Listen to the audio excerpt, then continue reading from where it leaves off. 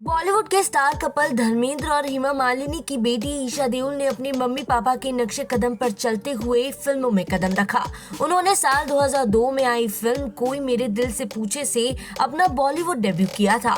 युवा, धूम और मैं ऐसा ही हूँ जैसी फिल्मों में काम कर चुकी ईशा का करियर कभी ऊपर तो कभी नीचे जाता रहा।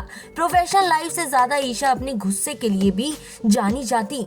जब भी ईशा के गुस्से की बात होती है तो अमृता राव के साथ उनका झगड़ा जरूर याद किया जाता है। उस झगड़े में ईशा ने अमृता को थप्पड़ मार दिया था और उन्हें इसका कोई अफसोस तक नहीं था।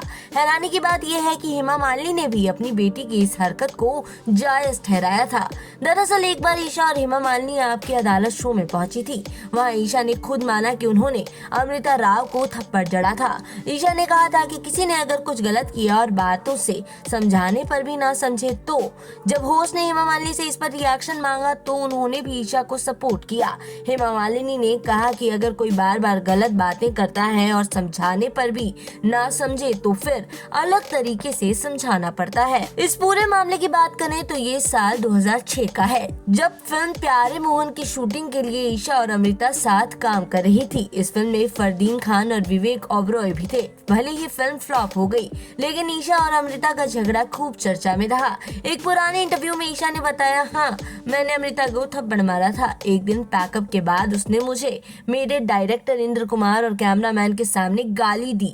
मुझे लगा ये बहुत गलत था। अपनी इज्जत और सेल्फ रिस्पेक्ट के लिए मैंने गुस्से में आकर उसे थप्पड़ मारा।